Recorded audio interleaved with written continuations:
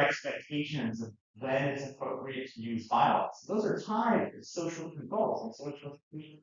But we also have these other types of institutions, like marriage and family.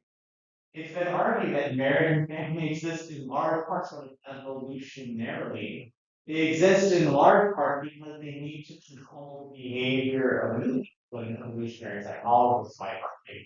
Like these institutions in order to control the behavior of me, they serve an important social control for males. And when these institutions are ineffective or they're not present, that's when you have problems. That's when you have this kind of increased disparity between males and females in like social expectations and then behavior. And support of this idea is like in in social circumstances where key controlling institutions like marriage and family don't exist. That's where the gender gaps were most crime is. You have the gender gap seems to be large as well. Places and social context in which there is more crime.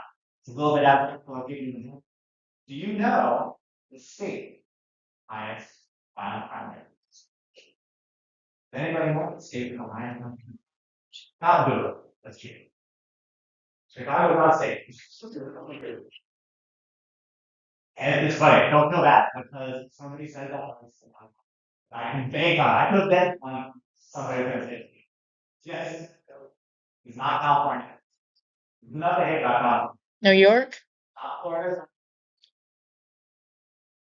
Not Washington. It's technically Washington, D.C. We're not going to exclude Washington, D.C. It's staying the high one. Scott? Okay. I'll give you issues. Arizona? Iowa. Iowa. Well, there's some. Kansas? Kansas? I'll give you a not I'll give you a clue. I'll give you a clue.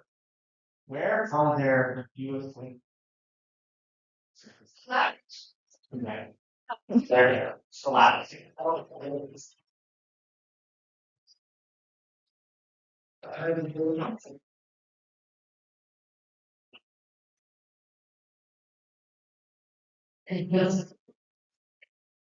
Yeah. So you probably know this. The industry that takes Alaska, well, they have a lot, but it's like fishing and oil, right?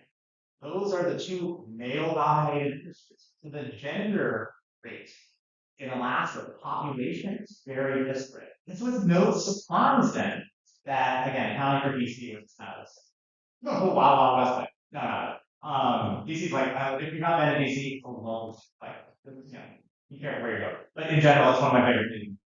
But accounting for BC, Alaska has the most men, it also has it kind of makes sense because you're talking about women and relationships and providing this important social control on male behavior, on marriage masculinity, and where those social institutions are weaker or absent or less prevalent.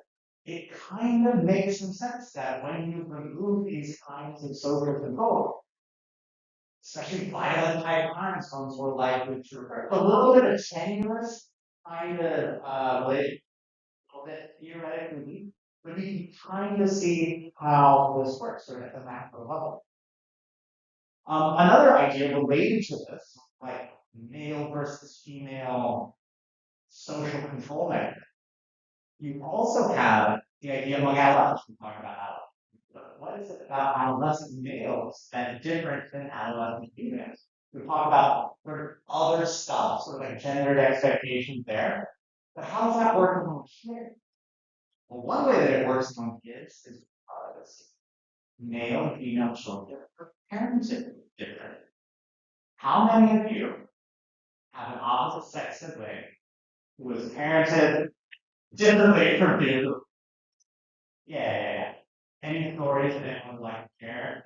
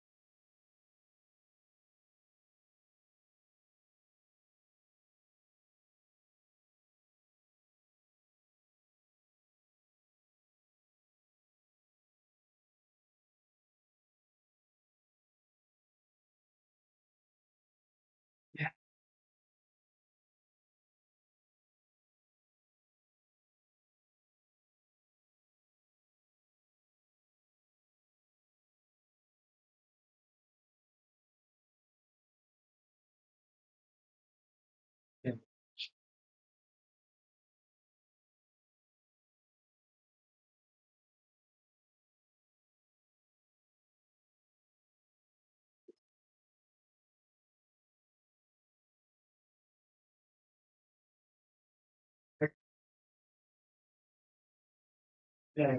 So, there is some evidence to suggest that a couple of things. One is that parents do move shirts.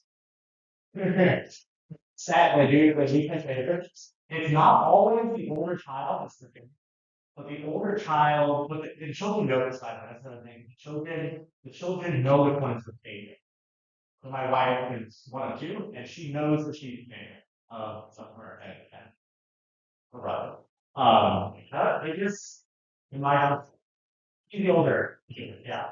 I'm probably the favorite. I'm sure I know what's this.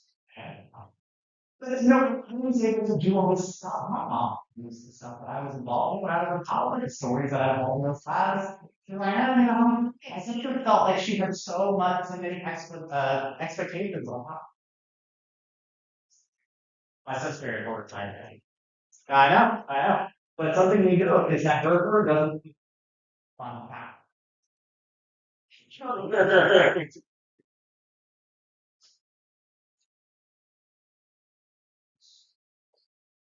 So that is how it might work its way into the not really talking about actual gender disparity or victimization. Because men are actually more likely to be victims of crime generally, but also more involved. So that makes it. Um, but in general, you can see there are different parenting strategies that are applied because of whatever, you know, gender expectation clause. The male versus female. All kind of intuitively notice that there's there's well, females are subjected to more parental supervision on average, generally, not every, but on average, males are subjected to more parental supervision than males in the US. And this extends into how it might explain why this happens particularly at less female than female. This is basic question how it is. Which is like, why is it that male versus female children are married? One potential explanation for this theory, is what I've seen that a new theory that we haven't talked about. The theory is called power control theory. Power control theory sounds a lot like power control, and it sounds a little bit different than it actually is. The idea behind power control theory is that what will is not that every household parents male and female children do. That's not a concept that's very. You have some households where the children are parented more accurately. And then you have some families where there's a greater disparity in terms of how much more sort of liberty is given male than female. The idea is we can tie this to the structure.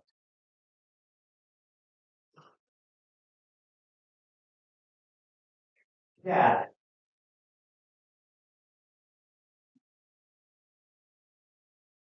I'm not familiar with any research. So I'm not saying it hasn't been done. That's a really good question. Yeah. Well,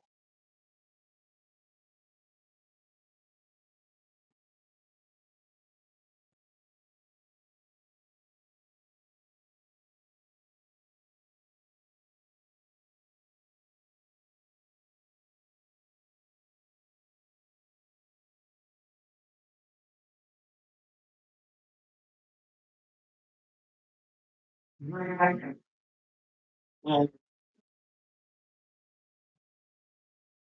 um, what I was told is just that was talking about differences in sort of the role parenting expectations of each other.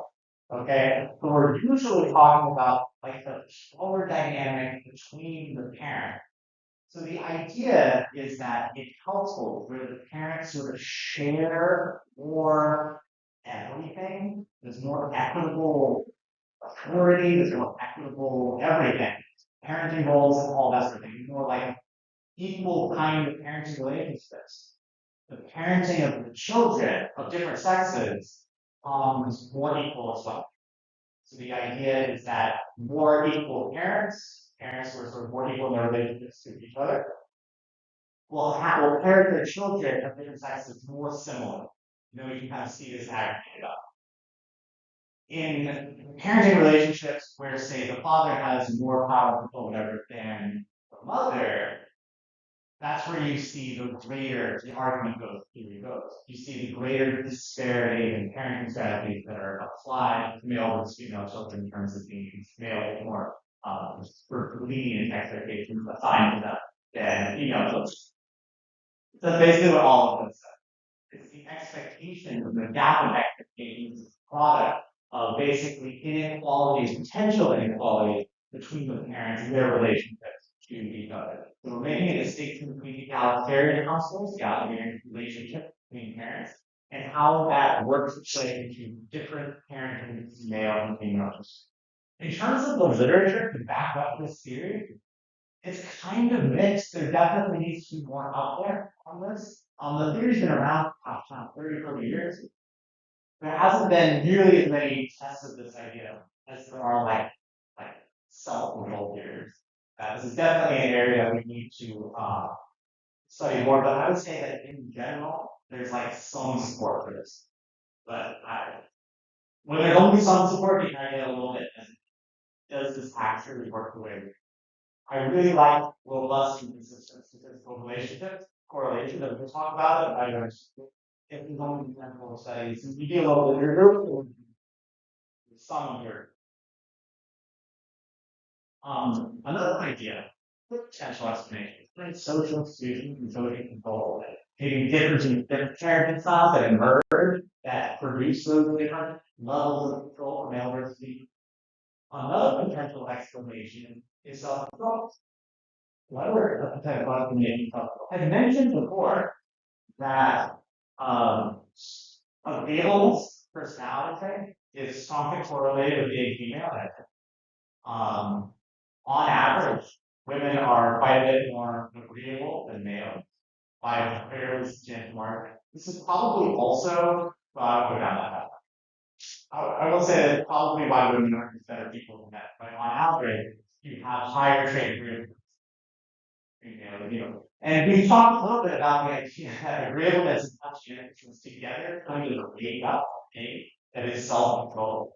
So it's not totally surprising that we find these big differences between males and females, adolescents and adults, for an average level of self-control. On average, men's self-control is worse than that of women. Males are more impulsive. They're more inclined to take risks. They're worse at assessing negative downsides of pursuing risky activity. They're more likely to find physical activities interesting, and all of these things can be sort of like tied together into this thing that is low self-control. And we tend to find that males, on average, tend to have lower levels of self-control. It kind of makes that thing that we can talk about. I also know that there's greater sensitivity to punishment. What I kind of mean by that is that like males are more likely to respond to punishment to a punishment than women are. And kind of relate. Yeah, so we've been thinking about self-control as a product in large part of friendly socialization, but there's probably genetic components of here. There's things like testosterone wrapped up in it. All of this sort of produce kind of differences in, on average, differences between male and female personality. Playing faster is the personality here. I think this is the best explanation personally. I don't want to bias it. I think it's the best explanation personally because there have been some studies that basically explain away the relationship between gender and offending.